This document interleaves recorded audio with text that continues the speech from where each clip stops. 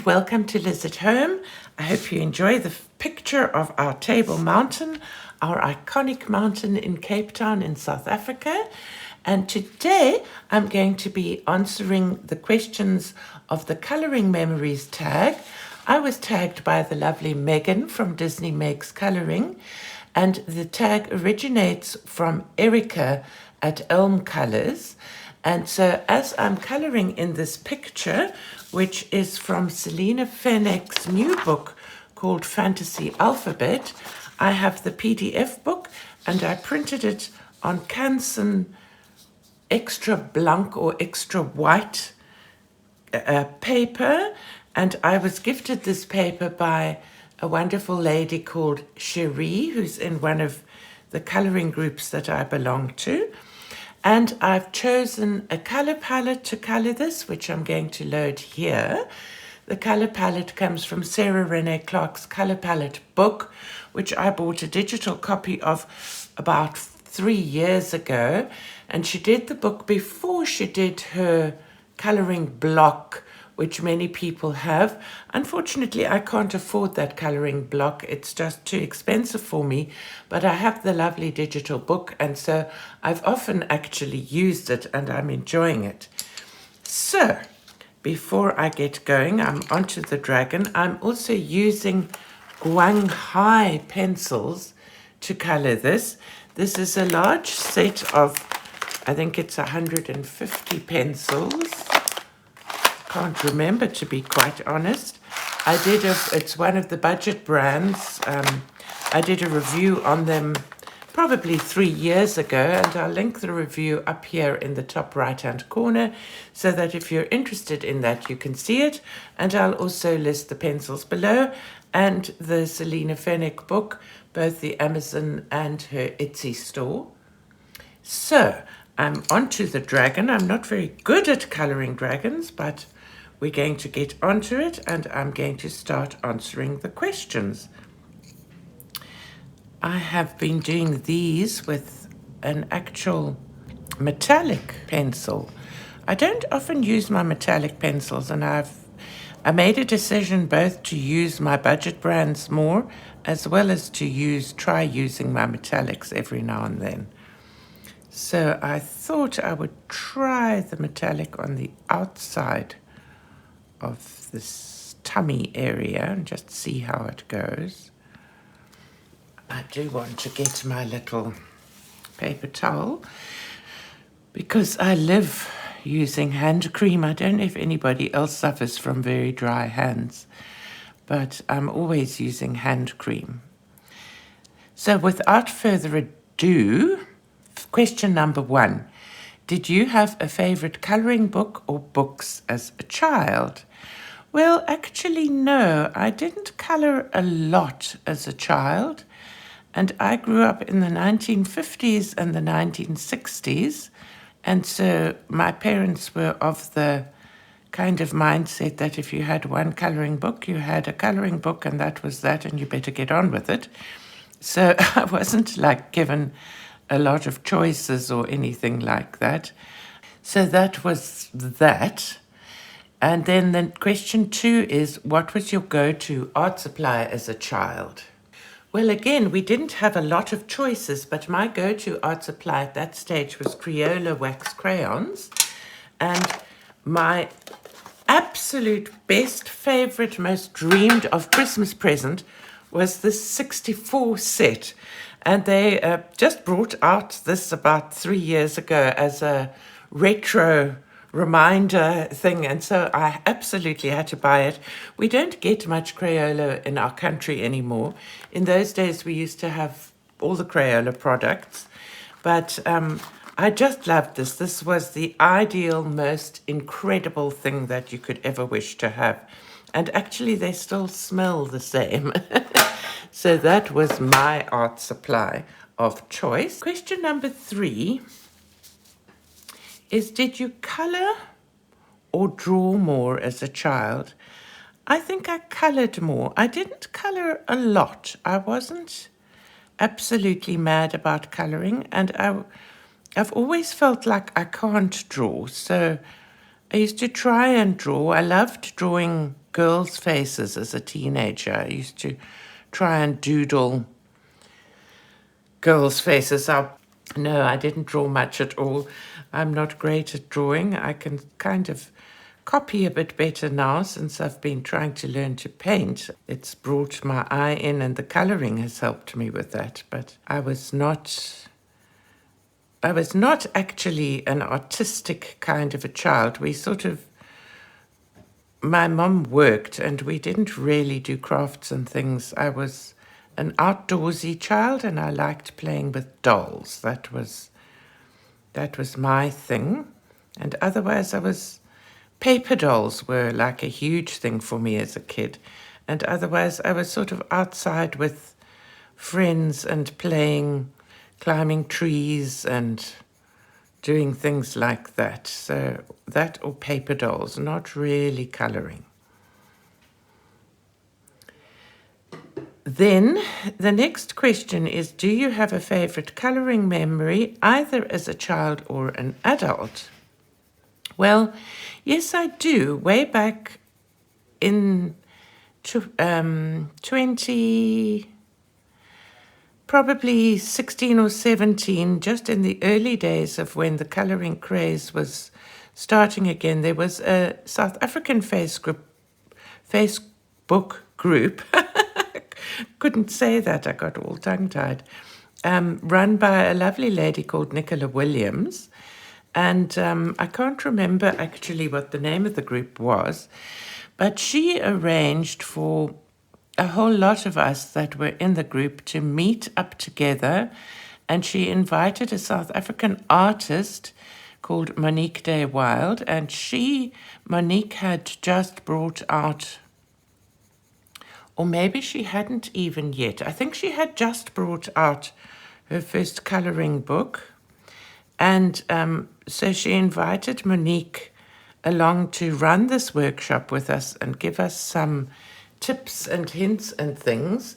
And I bought all three of Monique Day Wild's coloring books. I'll show them to you. They're available, I think, actually on Amazon now.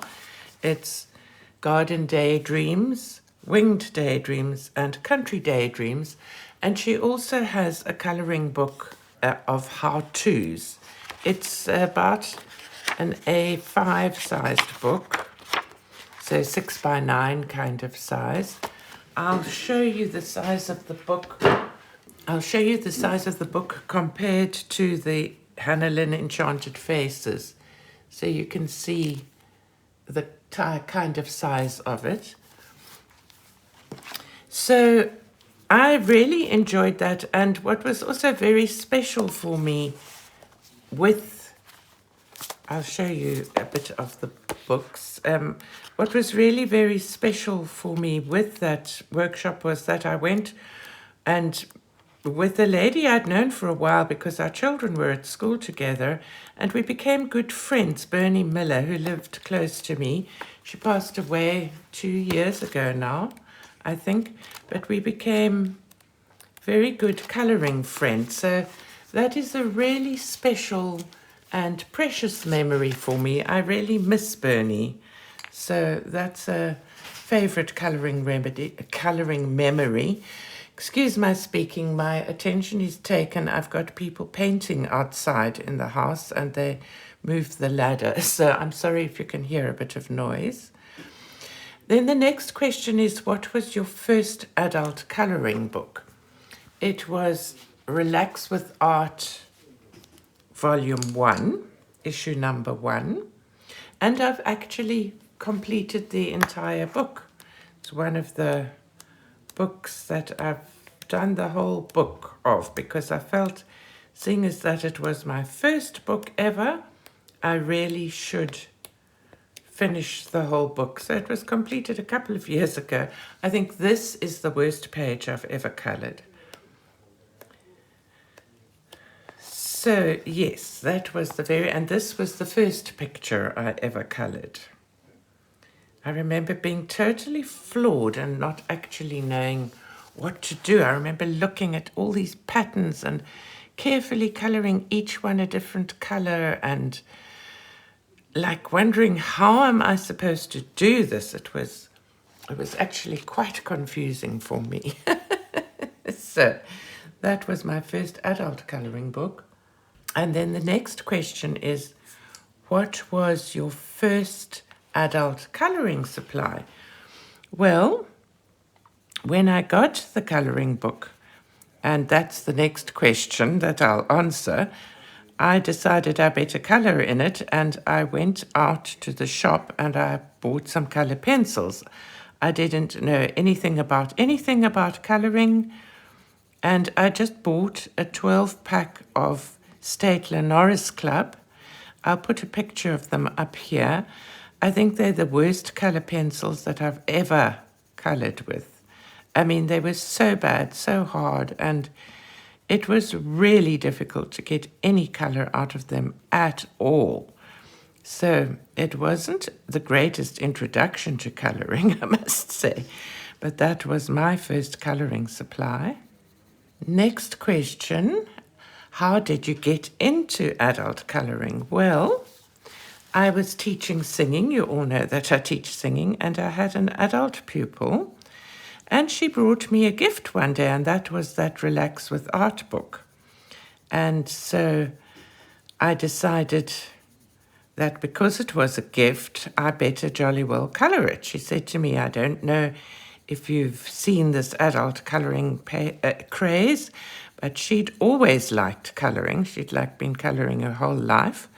And so she bought the book for me and she gifted it to me. So that was my introduction. Then the next question is, who was your first YouTube colorist? The first channel that I watched was Coloring Bliss and Peter Hewitt. I don't know if any of you know or ever watched Peter Hewitt. She was even before Coloring Bliss. I think she was one of the very, very first coloring YouTube channels. And she was so good, and I absolutely loved watching her. And then I found Coloring Bliss as well, and I followed them faithfully for many, many years. And then I sort of branched out into other channels. Then there's a question of what is the first page you remember being really proud of? I don't know whether it's the first page, but there are a few. Oh, I'm so sorry, I shook the thing. But there are a few pages that I was very proud of. I'm just looking for the one I have in mind. I think it's in here. Oh, I marked it. And it's this page that's in Garden Daydreams by Monique Day Wild. And the reason I was so proud of this, I did it on the 26th of the 3rd, 2016. So that gives you an idea of when. I followed Peter Hewitt Inktense pencils, I don't know if they just come out, but she mentioned them, and it was the first time I'd heard of them. And I bought the colors she mentioned when she colored a flower. So I only had those colors, bought them open stock, and colored this, and I was absolutely fell in love with this picture. So that was the one. Then there are a few others that I've been proud of over the years. This one, and it's one I've thought of trying to recreate similarly on my channel, so I thought I'd show it to you. It's in Hannah Carlson's Summer Nights, and the reason I was so proud of it was this watercolor background. I did this just with proper watercolors, and I actually really loved how it turned out. So if you're interested in me showing you how I did that, it's quite a mission though, I must tell you. But if you're interested in that, then let me know in the comments. Please comment below and let me know. And I'll try to get myself around to doing a video like that and showing you. So that I was very proud of. I love that background. And then another page that I was extremely proud of was this fox, because I liked the bokeh background that I did. I was proud of that. And I was very proud of the fox fur. I felt like that had come. And I loved the color palette. And then another one, I just loved how it turned out, were these owls. It's just simple coloring pencils, budget pencils actually, that I used here. And then a black acrylic paint background. And I just loved how it turned out. So that I was very, very proud of. So those are both in Daydreams. So now, I'm so sorry about that background talking. Question 10 is, what made you think, yes, I am now absolutely an adult colorist? Nothing. And I don't think I've ever thought that. I suffer with imposter syndrome and not feeling good enough and all the things like that. So, yeah, I don't think I've ever been able to do that.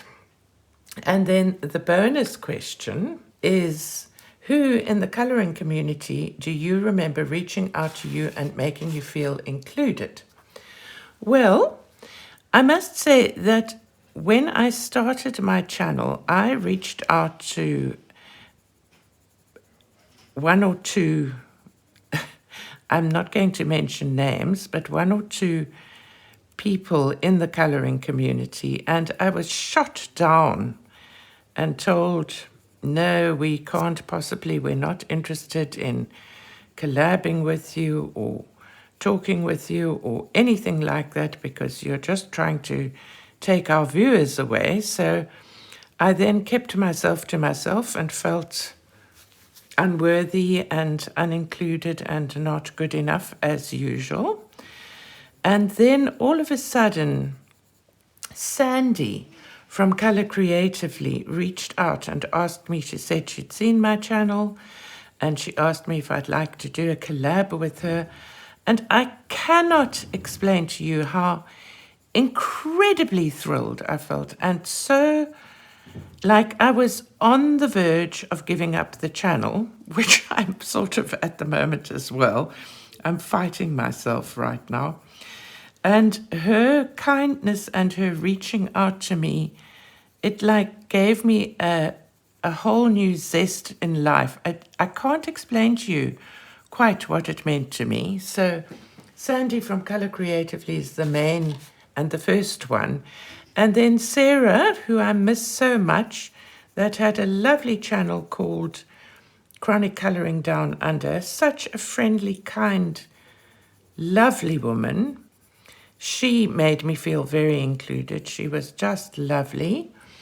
And then later on, Be Cozy reached out to me and asked me if I'd do a buddy color with her. And again, I thought, wow, somebody actually likes me enough to want to buddy color with me, because I've always felt I'm like not as good as everybody else. So that was just fabulous. And then Jamie from Jamie's Coloring Love, Amanda from amanda.colors, and Megan from Disney Makes Coloring have also recently become really good friends, and they've made me feel part of a community, and that has been absolutely fabulous for me. So those are the people in the coloring community that have made me feel included, and that has been fantastic for me. There have been other people since then that have been very nice. So that completes all the questions. And now it's up to me to tag somebody else. And I'm going to tag 3 people. One is Dear Be Cozy. So I'm tagging you, B. I hope you don't hate me for it. And then I'm tagging Amberly Silencia. She's a newer friend that I've recently been sort of chatting to from YouTube, that I've recently, I wouldn't say got to know, but getting to know and enjoying. And I if you haven't seen either her or Bee's channels, I would highly recommend them. They are beautiful channels. And so are all the people that I'm going to mention, and I will link all of them below in the description below this video. And then another one that has been kind and that I enjoy watching her videos, she also does planning and things like that. So if that's your jam, you'll really love her channel. I'm trying to be a planner, but as you all know by now, I'm not. And that is Jojosa Hannah. So I'm tagging Jojosa as well. So Be Cozy, Amberly Silencia, and Jojosa Hannah are the people I'm tagging. And you'll get to see this image when I show you my completed works at the end of this month. And I'd like to thank you so much for watching and wish you all a colourful, creative, artistic, and happy week. Bye-bye now.